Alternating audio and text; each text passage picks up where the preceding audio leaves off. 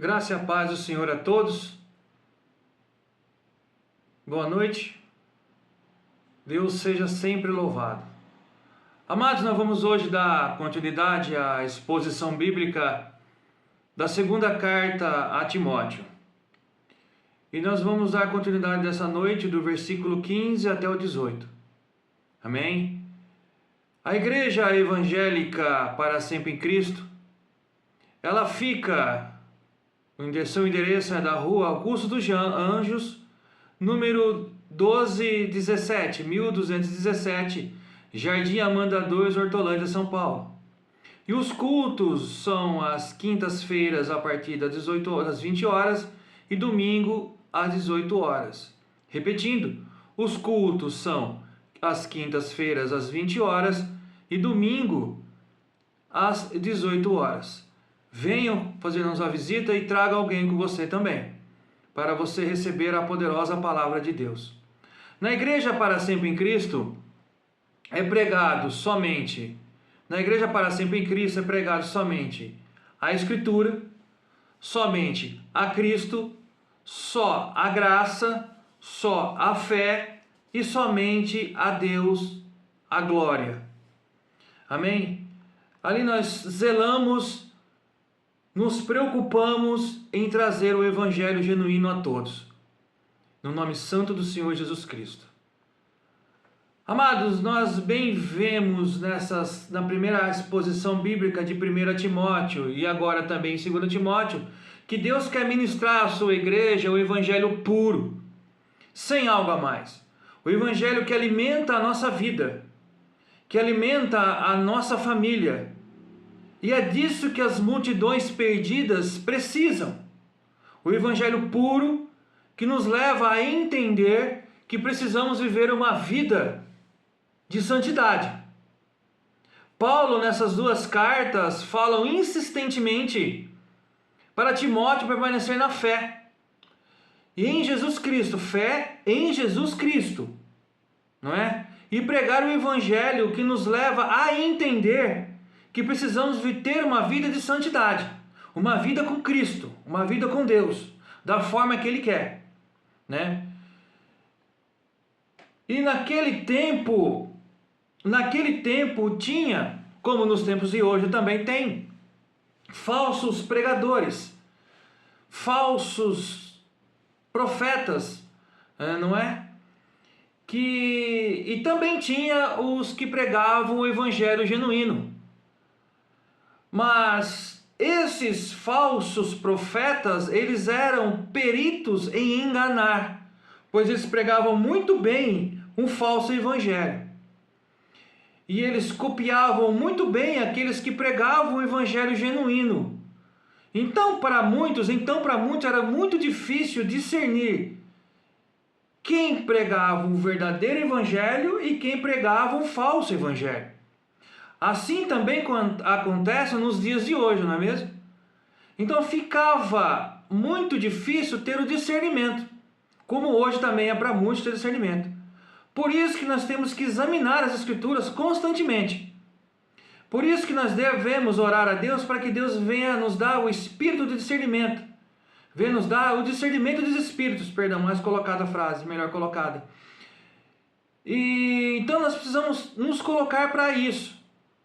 Obviamente que nós temos que ler a Bíblia e pedir a Deus, para que Deus venha nos dar esse caminho, para que ninguém venha a ser mais enganado por esses falsos profetas, não é? E só a Bíblia revelada que nos vai dizer isso.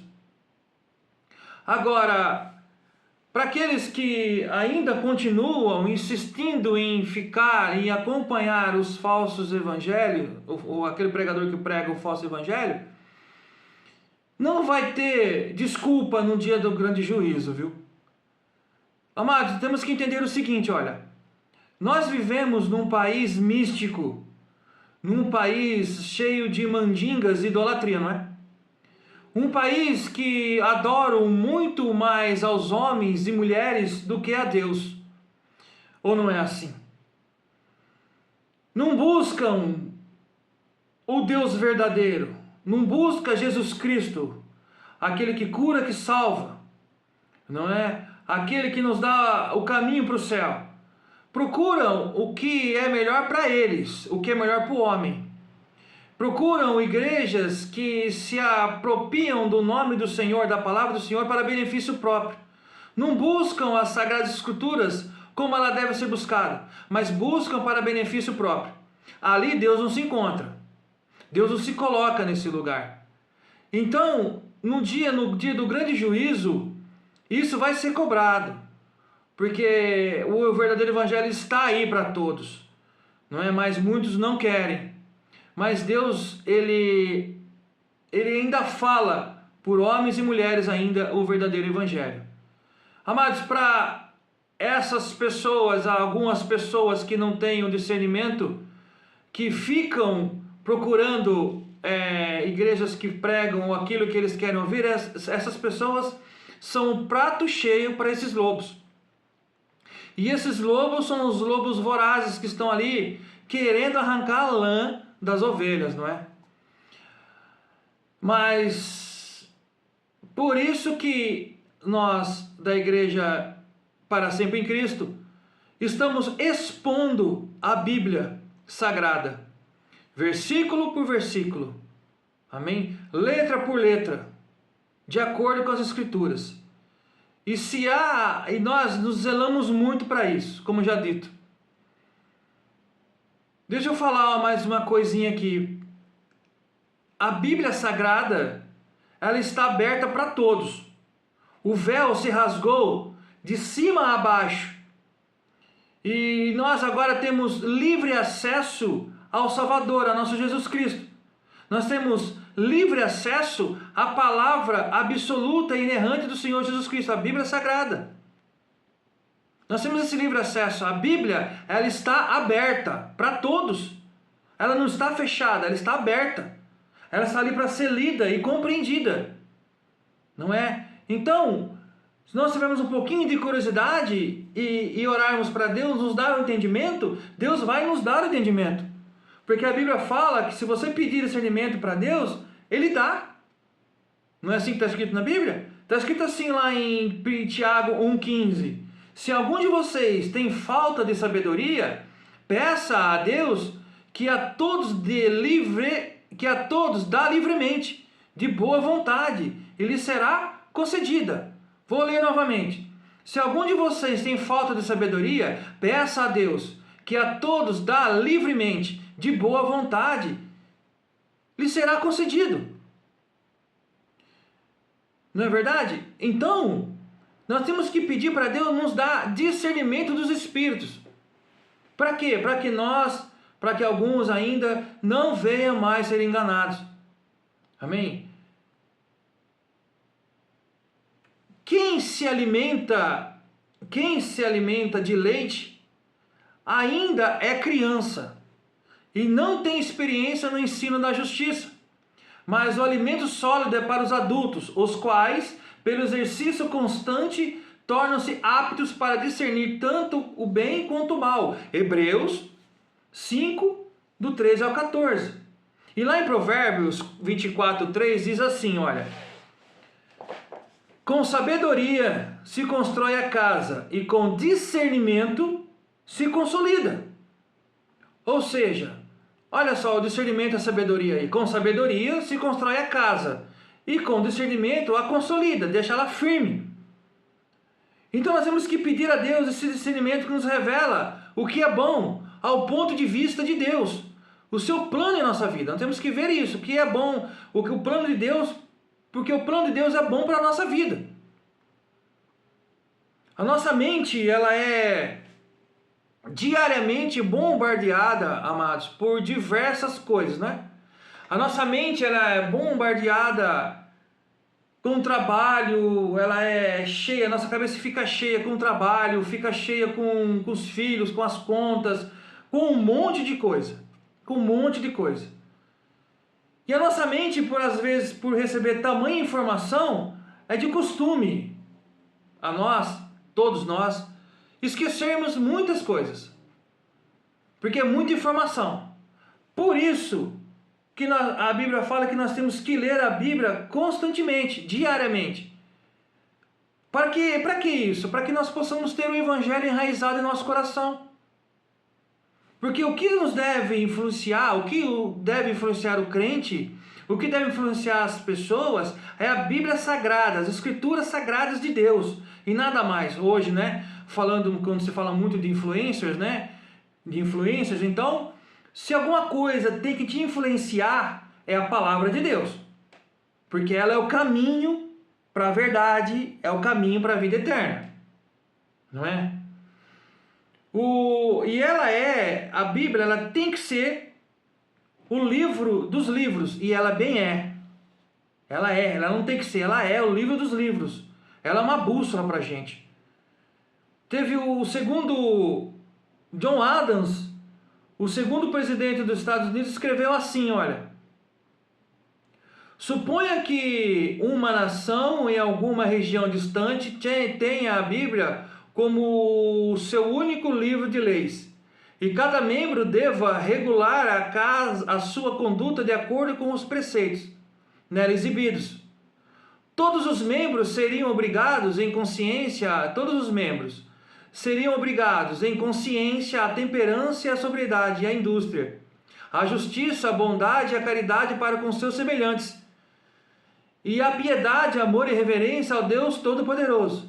Que utopia, que paraíso este país, essa região seria, não é verdade? Mas, infelizmente, esse livro tão sagrado, nos dias de hoje, como já lá atrás, é loucura para muitos. Estão querendo falar que ele é passado, ultrapassado. Não, ele não é passado e nunca vai ser passado. Ele é atual, mais que o jornal que vai ao ar daqui a pouco. Mais que o jornal de amanhã, ele já é atual. A Bíblia não muda. A palavra, tudo passa, mas a palavra de Deus nunca passará. Ela é verdadeira, ela é a verdade absoluta e inerrante. E eu digo mais, ou seja, a Bíblia diz assim: feliz a nação cujo Deus é o Senhor. Feliz a nação cujo Deus é o Senhor. Salmos 33, 12. Tudo isso a nível de introdução, para que nós venhamos sempre ter consciência que a Bíblia é a palavra de Deus e nada mais. A Bíblia é a palavra de Deus, para que nós venhamos a lê-la e compreendê-la, para que nunca mais nós venhamos ser enganados por os falsos profetas. Amém? Amados, isso foi a nível de introdução, e agora nós vamos dar continuidade. No culto passado nós vimos, não é?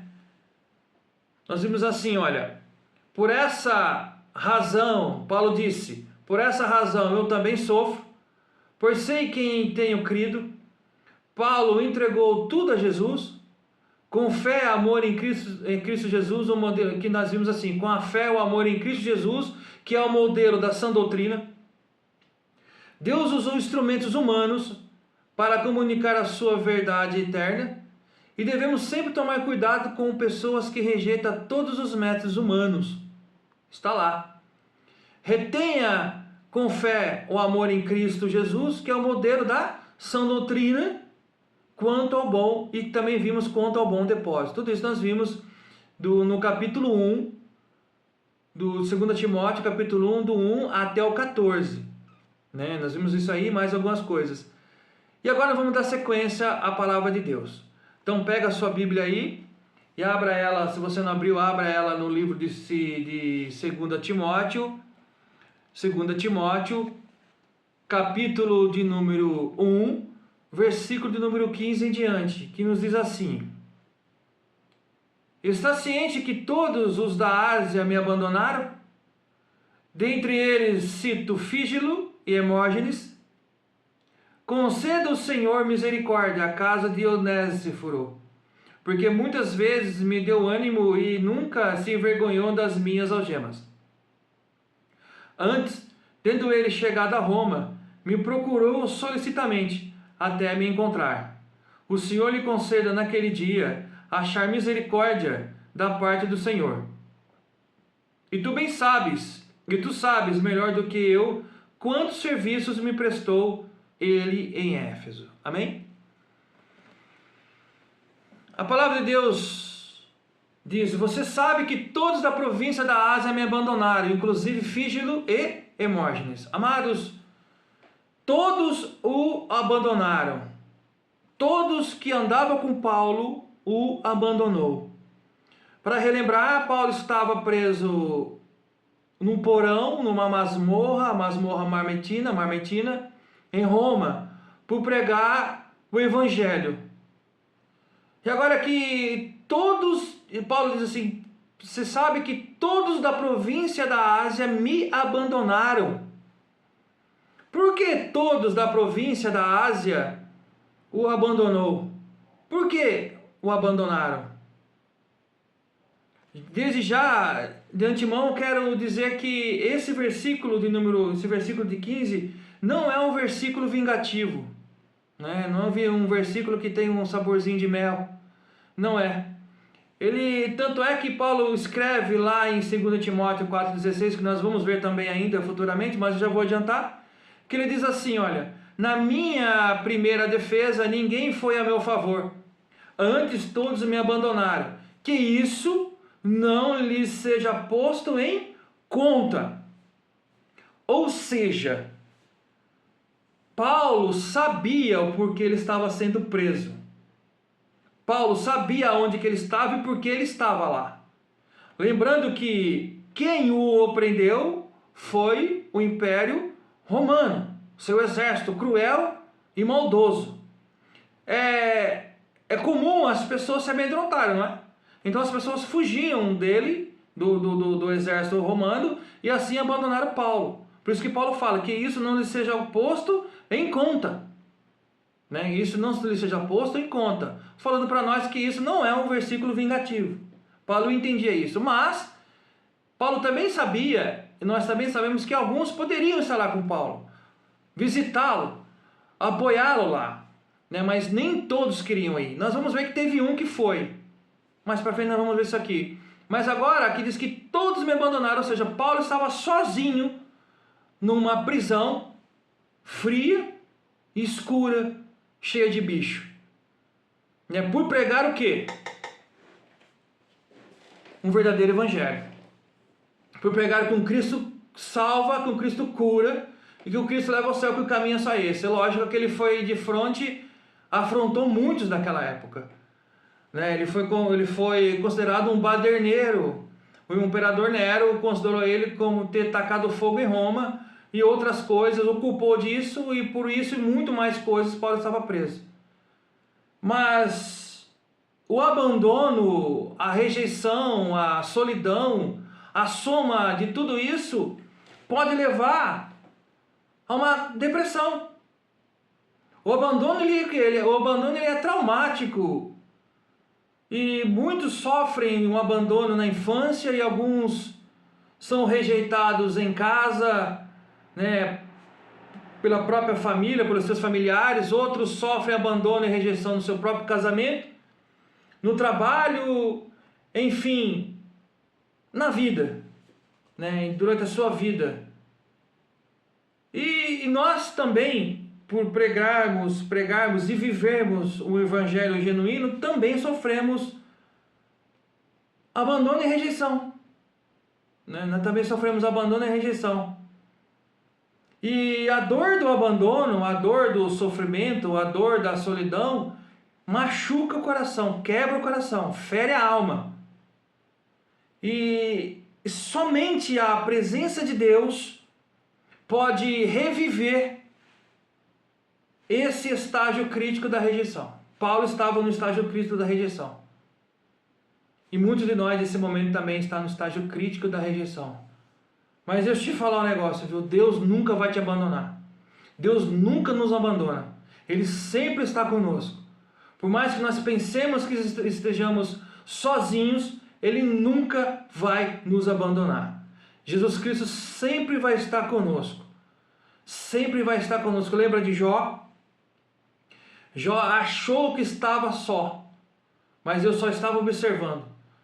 E quando Jó começou a indagar, Deus fez algumas perguntas. Aonde tu estava, Jó, quando eu comecei a criar o mundo? Aonde tu estava, Jó? Ou seja, Deus sempre está no controle. Nunca ele vai te abandonar. Nunca vai te abandonar. Você sabe que todos da província da Ásia me abandonaram? Nós temos que entender que a Ásia nessa época não é igual hoje. Era menor, mas ainda assim era um grande território, né, do Oriente. Que hoje fica a Turquia. Agora, Paulo foi abandonado numa masmorra por pegar um Cristo crucificado. Jesus também foi abandonado na cruz, sabia? Lembra-se, Jesus Cristo também foi abandonado na cruz. E ele disse, Jesus disse, meu Deus, por que me abandonaste? Eli, Eli, lama sabachthani. Porque então Jesus fez essa pergunta ao Pai, Jesus fez essa pergunta a Deus. Eli, Eli, lama sabachthani. Meu Deus, por que me abandonaste? E esse abandono, aquele momento desse abandono, foi para quê? Foi para, ali nesse abandono, Deus estava provendo a expiação do pecado do seu povo. Graças a Deus. Então o que significa que nesse momento desse abandono, Jesus Cristo, ele estava recebendo sobre si o peso da ira da justiça de Deus, que era para mim e que era para você. Glória a Deus. É difícil de entender, mas graças a Deus. Então, nesse abandono, Jesus Cristo estava tomando sobre si a expiação do pecado de todo o povo de Deus. Isso significa que ele estava recebendo sobre si o peso da ira da justiça de Deus. Porque se Jesus Cristo tivesse morrido, derramado seu sangue por mim e por você, o nosso caminho qual era? Não era o céu, na verdade, não era o céu. Então, nesse abandono, Jesus Cristo aconteceu isso com Jesus. Só para conjecturar, para nós entendermos que nem sempre nós estamos abandonados. E por que Paulo foi abandonado? A entender assim, Paulo, ele estava preso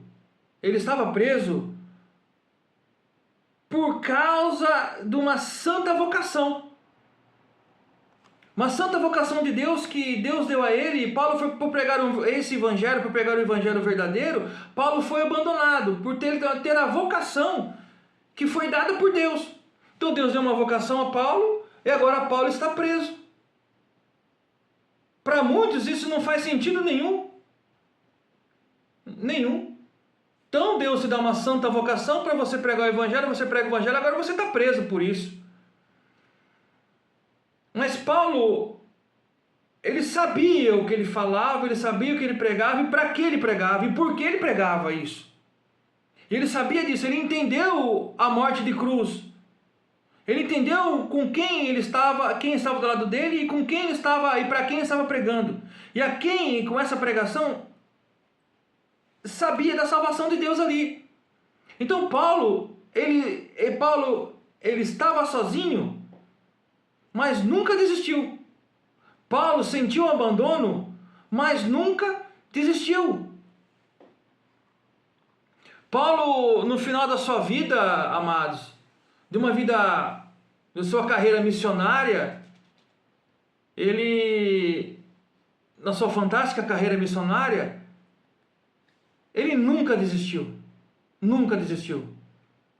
Paulo, ele nunca vai falar assim, olha, eu quero desistir, eu estou preso, eu vou entrar em depressão. Não, jamais. Ele continuou a pregar o evangelho genuíno até mesmo dentro da cadeia, né? Dentro da masmorra, dentro do porão, né? Ele nunca, jamais foi elogiado pelo mundo, nem mesmo muito considerado entre os cristãos ali, né? Por alguns, nem muito considerado entre alguns cristãos ali, porque ele pregava um Cristo Salvador. Sabe por quê também? Porque ele pregava um Cristo Salvador e ele estava imitando a quem? A Cristo. A Cristo. Olha o que ele falou lá em 1 Coríntios 11, sede meus imitadores, como também eu sou de Cristo. Não é verdade? Sejam meus imitadores, também como eu fui de Cristo. Paulo nunca, em sua carreira missionária, de evangelista, de pregador, de mestre, ele nunca procurou para si mesmo. Ele nunca procurou encher o seu ego com isso. O que acontece, muito acontece ao contrário hoje. Qualquer pregador, alguns pregadores, obviamente, querem a glória para ele. Não quer que a glória seja dada somente a Deus. Então, por Paulo, ele nunca quis a glória para ele. Agora nós vamos conjecturar um pouquinho aqui. Se naquela época existisse uma rádio cristã, preste bem atenção, se naquela época existisse uma rádio cristã, ninguém iria querer entrevistar Paulo. Paulo jamais seria chamado para um podcast, né? Se existisse naquela época. Se houvesse revista cristã naquela época, Paulo nunca estaria na capa. Paulo não seria convidado para pregar nos Gideões de última hora, ou seria? Paulo não seria convidado a pregar nos Gideões de última hora. Paulo teria muita dificuldade em encontrar uma editora para os seus livros. As cartas que nós estamos lendo aqui, não é? Muita dificuldade. Passou as 13 cartas, 14 cartas, vamos dizer assim. Paulo não teria uma agenda missionária. Paulo não teria uma agenda missionária. Paulo não seria chamado para uma conferência cristã nos resorts. Seria chamado para uma conferência cristã nos resorts? A preços altíssimos? Não seria. Não seria chamado para nenhuma conferência cristã. Paulo não seria chamado para pregar em campanhas de curas, libertação, quebra de maldição hereditária, quebra de corrente, o certo mergulho de Naamã e por aí afora, por todas essas invenções místicas por aí afora. Paulo não seria chamado para nada disso. Paulo não seria chamado para nenhuma dança profética, não é? Paulo não seria chamado para nenhuma dança profética. Paulo não seria chamado para nenhum encontro dos varões de fogo. Seria chamado? Não seria chamado para nenhum encontro do varão de fogo. Paulo não seria convidado a se filiar. Paulo não seria chamado a se filiar a nenhum partido político. Seria chamado a se filiar a algum partido político? Tanto de esquerda, quanto de direita, quanto do centro? Não seria. Paulo jamais seria. Depois dessa conjecturação, pare e pensa um pouquinho. Analisa bem. Paulo nunca chamou a atenção para ele. Paulo chamou a atenção para Cristo. Paulo chamou a atenção para a salvação. Paulo chamou a atenção para que todos venham a entender a Sagrada Escritura. Paulo chamou a atenção, olha, Timóteo, lembrando que Paulo estava escrevendo para Timóteo, olha, Timóteo, toma cuidado, Timóteo, que eles estão aí. São lobos que querem a lã das ovelhas de Deus. Prega a verdade. Não caia nessa cilada, Timóteo. Igreja, não caia nessa cilada. Nunca, jamais procure para você mesmo a glória é para você, a glória é para Cristo. Procure uma igreja que a glória é para Cristo. Procure uma igreja cristocêntrica, uma igreja que prega o verdadeiro evangelho. Fuja desses lugares, onde que eu conjecturei aqui, coloca o homem no centro de tudo. Não, o centro é Cristo. O centro é Jesus Cristo. E nada mais. Paulo, por não ser corrupto, foi preso e condenado. Paulo, por não ser corrupto, foi preso e condenado. E a condenação dele era perder a cabeça, literalmente. Ele teve a cabeça cortada, literalmente. E para muitos cristãos daquela época, Paulo parecia muito extremo, muito comprometido e não chamativo ou famoso o suficiente, não é? Traga para os dias de hoje. Traga para o dia de hoje. Garanto que na sua cabeça você acabou de lembrar de um pregador ou de uma pregadora que sempre traz para ele, né, a fama para ele. Paulo nunca buscou isso. E isso é uma lição que nós temos que tomar. A glória nunca é para mim. A glória não é para mim, a glória sempre é para Deus. Nós somos sempre um canal, nós temos que ser sempre um canal de levar o evangelho a todo o lugar que Deus nos enviar. E prova disso, Paulo, o que aconteceu na vida de Paulo? Paulo foi apedrejado em Listra. Paulo foi mordido por víbora, sofreu náufrago. Paulo foi dado, depois de ser apedrejado em Listra, ele foi dado como morto, não é? Paulo foi dado como morto. E depois que Paulo levantou, curou suas feridas, ele continuou a pregar o evangelho. Não parou de pregar o evangelho. Pregar quem? O evangelho. O evangelho. Somente o evangelho. E tudo isso, depois de tudo isso, Paulo foi preso. A glória não estava com ele, a glória estava com Deus. Paulo foi preso. Agora, alguém, depois de eu conjecturar tudo isso aí, alguém se identifica? Você busca quem? A Cristo? Somente a glória? Ou busca a fama para si mesmo? Quando você chega para falar do evangelho, as pessoas olham para Cristo ou olham para você? Tem que olhar para Cristo, você tem que ser apenas um canal, mais nada além disso. Somente isso. E só revisando, Deus nunca abandonou Paulo, viu? Nunca, jamais. Paulo não se entregou ao abandono, à rejeição e à solidão, pois ele sabia que Deus estava com ele. Paulo não se entregou ao abandono, à rejeição e à solidão, pois ele sabia que Deus estava com ele.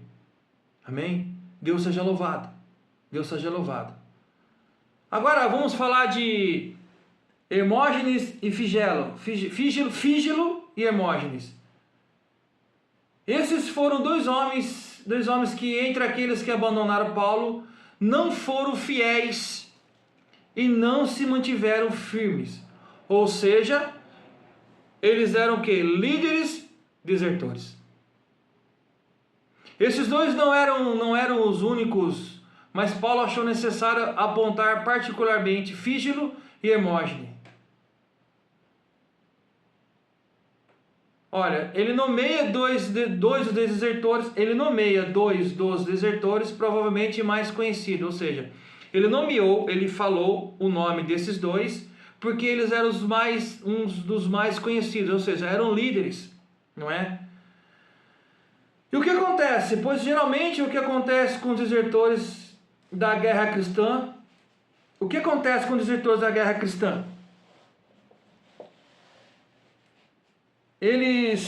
Pois geralmente acontece com os desertores da guerra cristã, procuram desculpar-se da sua própria conduta vergonhosa.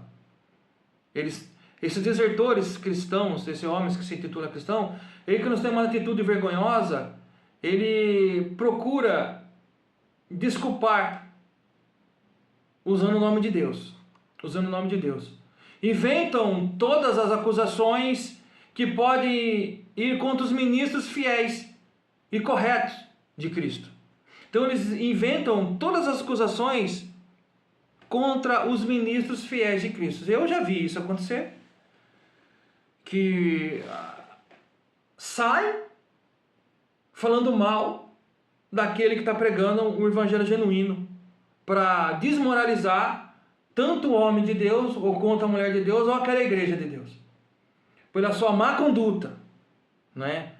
Assim como fez Fígelo e Hermógenes. Agora, pouco se sabe da vida dos dois, eles só foram falado pouco disso, mas Paulo citou eles aqui.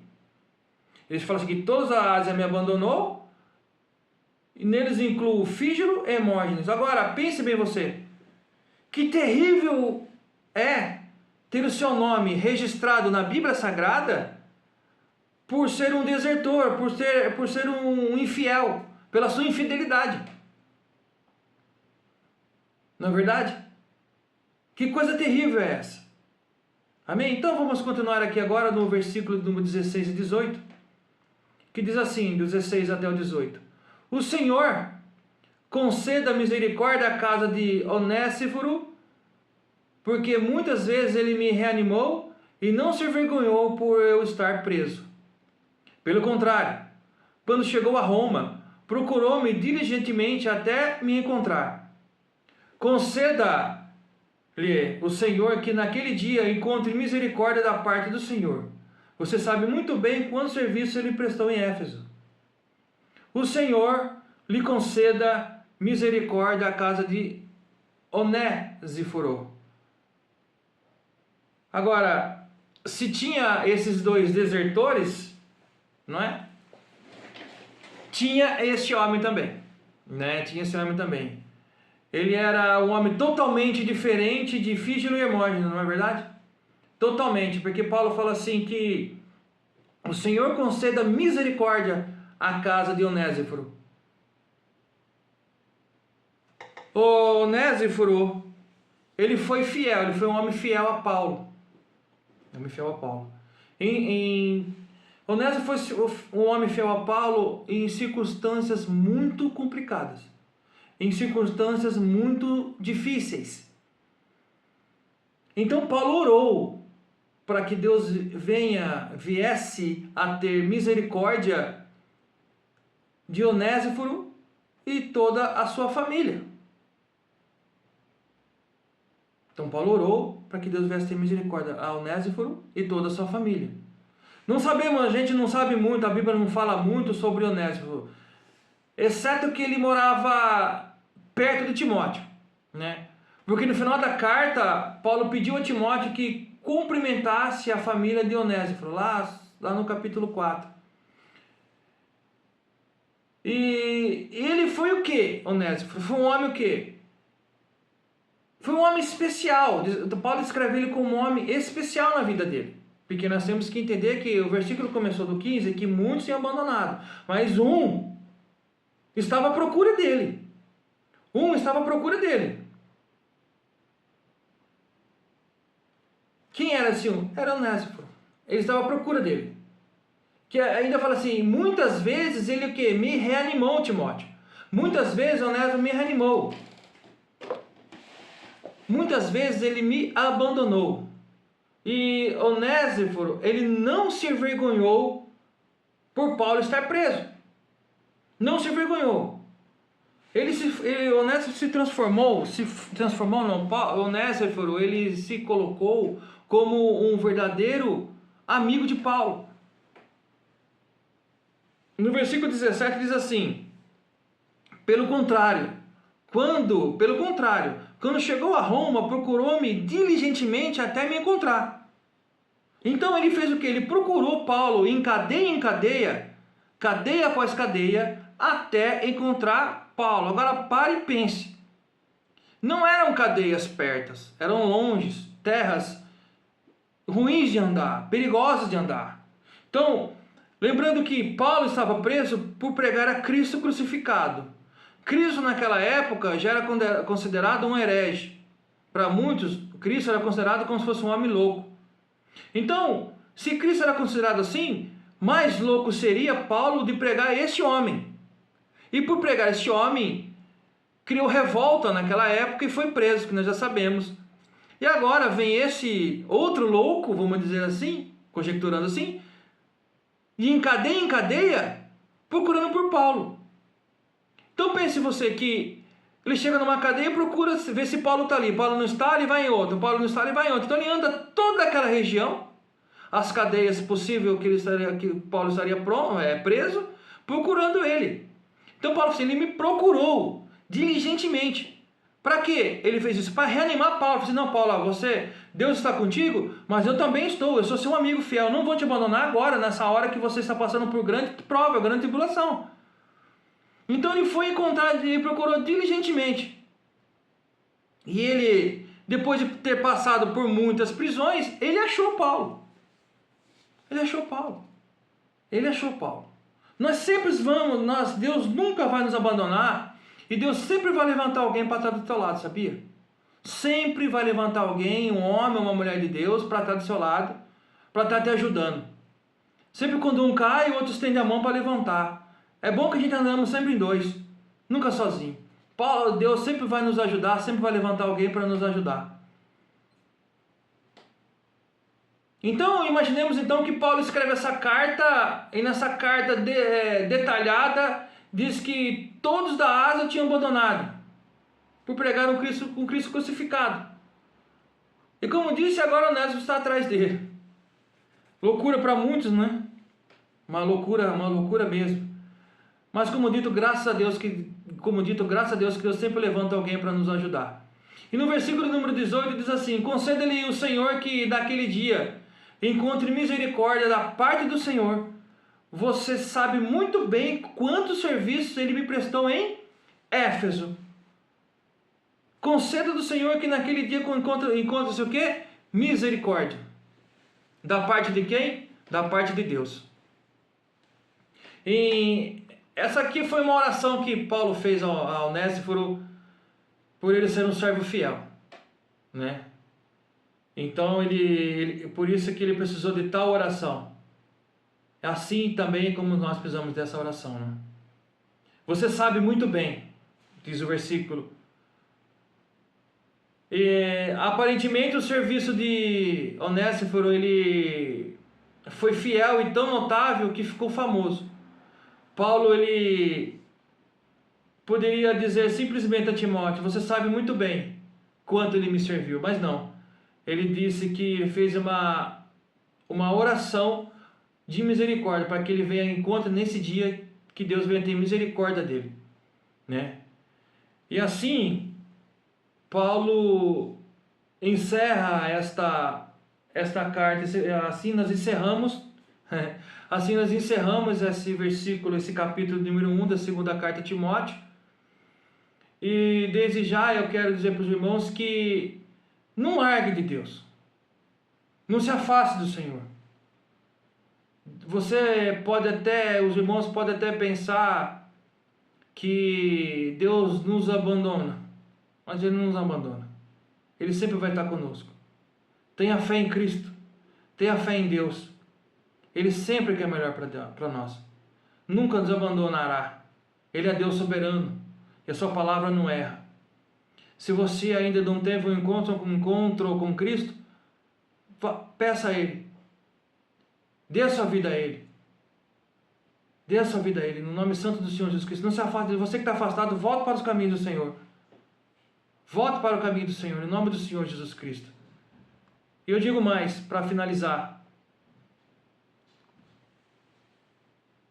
Pregue aos não convertidos. Esclareça o Evangelho. Pregue expositivamente. Alcance os não convertidos. Pregue aos convertidos. Repreenda e corrija os cristãos. Sustente e encoraje os cristãos. Santifique e fortaleça os cristãos. Desafie e identifique os cristãos. Pregue aos membros da igreja como um corpo congregacional. Amém, amados? Assim nós vamos encerrar. Eu agradeço os irmãos que nos acompanham pelas redes sociais, pela internet, pelo YouTube. Deus seja louvado, amém? Deus seja louvado para toda a eternidade. Deus abençoe a todos, em nome do Senhor Jesus Cristo.